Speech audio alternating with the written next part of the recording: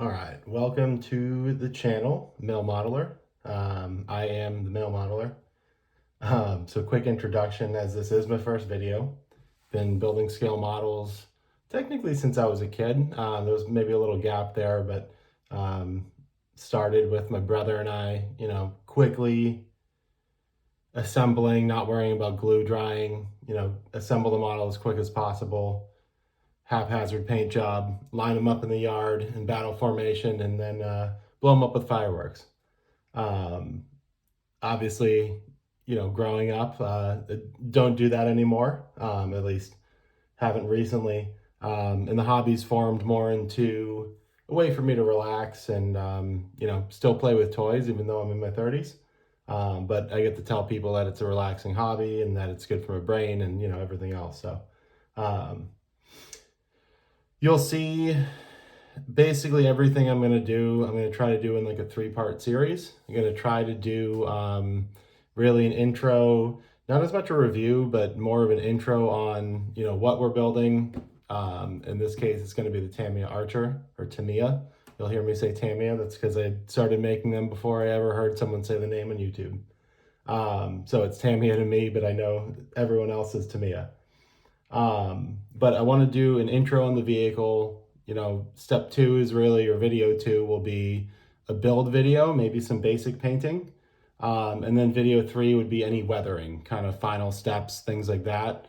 For the sole purpose of, people that are new, or people that even have been doing it for a year or two and, need somewhere to look for either advice or to see how a kit goes together. Maybe learn from my mistakes, that kind of thing.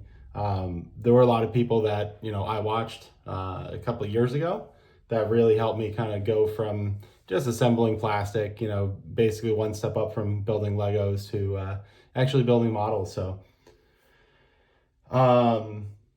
you'll see realism at times. You'll also see me take artistic liberties, which I think are very important in modeling. I know a lot of people go with the realism route and, hey, this isn't the right tone of dirt that would be found on Kursk and everything else, but I'll go for realism. I'm not going to take an Africa Corps vehicle and, put mud on it necessarily, or something that might be found in another part of Europe, but I will take artistic liberties, and nothing looks as good as rust streaks. So, or rust on tracks. And I know that working tracks, people say don't have rust, but it doesn't look as cool on the shelf. So you can save those comments for somewhere else.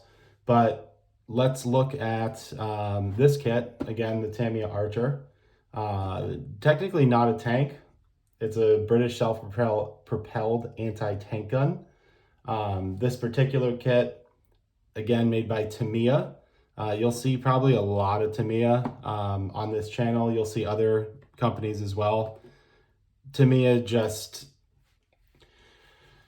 they just build generally the best. Now, I have gotten some kits in the past that, I was kind of like, well, maybe I'll paint this one, right? It'll sit on the shelf and I'll figure it out later. Basically that I didn't love, but over 90% of the time, these kits don't disappoint.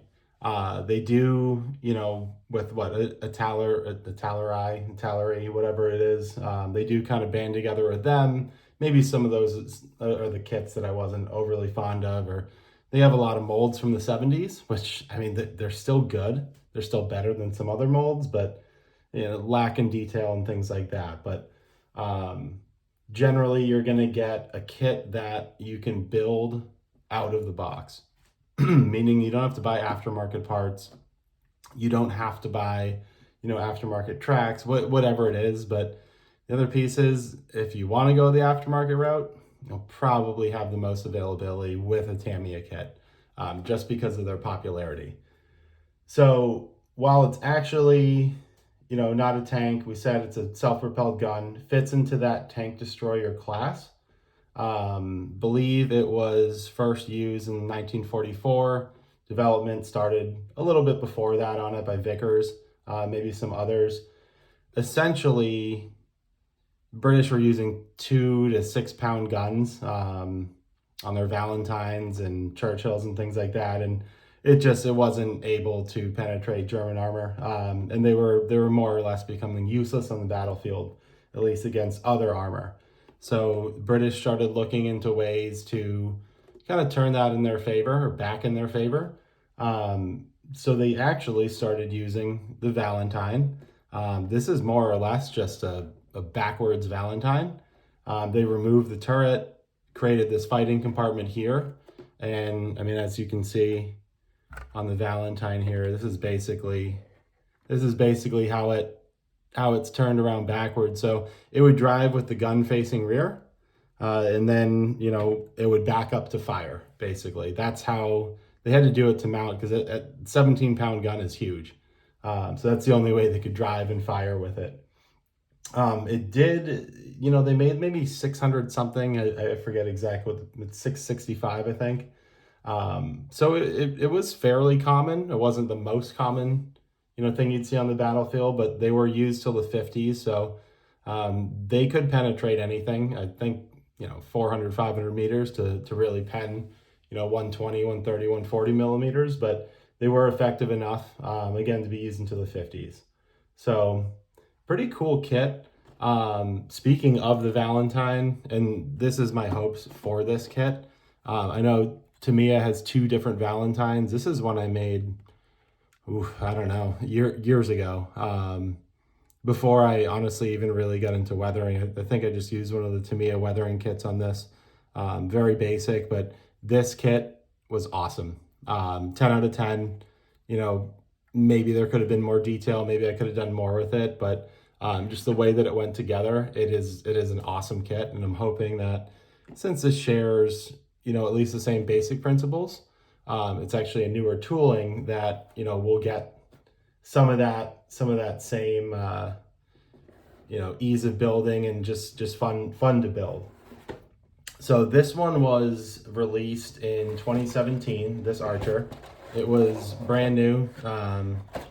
Looks like to me I'd never done an Archer before, so everything's new tooling. Again, I'm sure there's some parts, you know, that are left over from, there's 2 different Valentine kits that you'll see. So I'm sure we have some things that are used from those kits, but those kits are great. So I expect this to be even better. Another great thing, you'll see this kind of follows, it's very basic paint wise. I don't know if I can zoom in a little bit there or get that close for you guys to see. It's what I consider, at least when I started modeling, gunmetal, you know, chrome, white, black, or flat white, flat black, olive drab, dark yellow, red, brown, flat earth, metallic, gray. You know, those are the colors you'll use in every tank. So it can get expensive as a hobby at times. We all get carried away and love, you know, little tools and buying kits that we might not build for 5 years. But this is a nice kit because it really uses the same colors that you would use in any other tank. Just looking at this alone, I mean, you could build a German vehicle with these same colors, you know, with the dark yellow. All you might have to do is buy 2 more to, you know, do a 3-tone German. If you wanted to build an American vehicle, it's got the olive drab, the dark green for Russian. So this is a great kit that you can kind of swap those colors into other kits if you're just starting your paint collection. This is at least what I looked for in those single body tones. I didn't always have an airbrush, so, you know, brush painting, spray paint, things like that. This, you know, could be a particularly good kit for that. But just looking through the directions real quick, there is no bathtub style hull, and I've built, you know, multiple Tamiya kits that don't have a bathtub style hull. And I'm always amazed how well, it's impossible for you to really mess it up. I shouldn't say that, maybe I will mess it up, but they go together better than a bathtub kit, like than the bathtub hole comes, honestly. It's really, really nice. We're gonna get 2 color, or, you know, decal options, whatever. But also there's gonna be some slight build variations with the A and B that you'll see here.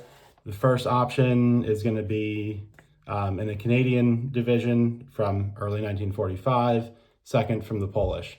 Try to zoom in a little bit for you there. It looks like hand painting on the turret for the Polish. So to be completely honest, I'm going to go with the Canadian version. I don't want to spend, weeks or more building this kit to then be frustrated hand painting the bottom of a turret to have it just not look great. Besides that, they look almost identical. I'm sure there's some accessories and things that'll be different, but we're gonna go with option A. Just looking through the instructions, there are a lot of steps in this kit. I believe it is, to go to the back, it's about 41 steps. So there's a lot of steps. Another thing, I think I'm probably not alone in this statement, but Tamiya instructions are just easy. They're easy to follow, easy to understand. I rarely mess up anything in the directions. And if I do, it's most likely my fault. It's probably not, the instructions fault or anything. You'll see here the kit comes with link and length tracks. Not really my favorite, to be completely honest.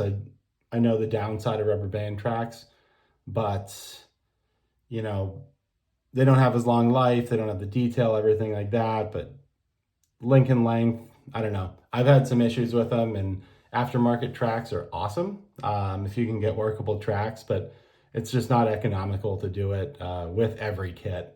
They're 30, 40, 50 bucks. You got to wait for shipping. And by the time you do your research and find them, it's like, hey, why did I just spend 3 weeks, doing this and waiting for tracks when, as painful as these might be, it takes a day, right? And you can kind of do sub-assemblies on them, so it's not too crazy. So we're going to go with those tracks. You'll see at other times that, maybe I do get aftermarket parts. But got a couple accessories here. I think for the most part, we can do this. You can probably build up about 90 to 95% of this body. I know that these compartments here, we'll probably leave those separate. You can just see, there's quite a bit of accessories and things that go into those. Different periscopes on the back would have been for the driver, pieces of track, things like that. And then we'll definitely do these separate, the exhaust. Everyone loves to, rust up the exhaust. So we'll keep the tools and the accessories off, but I don't know, maybe this part of the gun, we'll either leave off or we'll leave the gun unassembled. But you'll see as we build it up, the body will definitely be one. But yeah, that fighting compartment is probably going to be, I don't know, anywhere from maybe 2 to 3 or 4 pieces. Last piece, I don't think I'm going to do the figures on this. When I say that, I generally start painting every figure. It's not what I'm the best at. So if at any point, I think the figures don't look good, I just usually scrap them. There are a couple kits I have where I think the figures turned out great. Usually with like a fighting compartment like this, I like to incorporate them.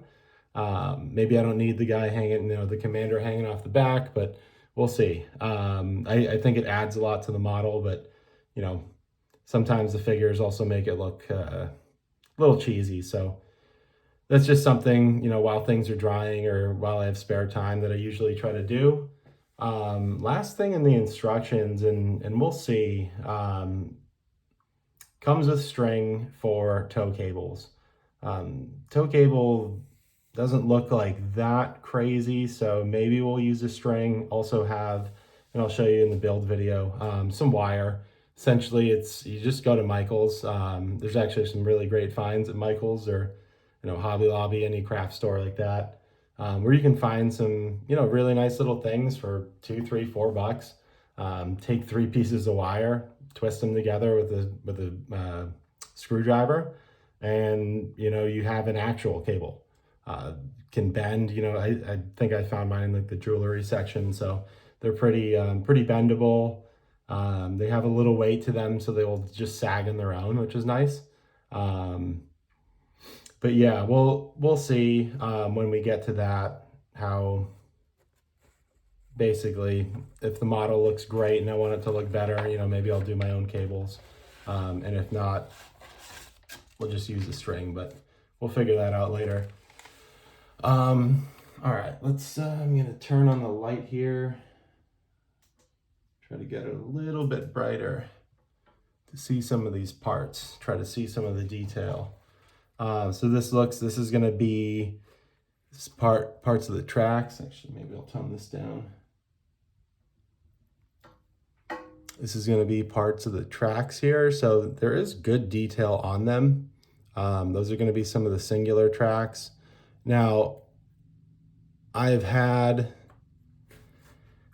times, and this is one of the reasons I don't love Lincoln length tracks. I've had times where I found it was one short.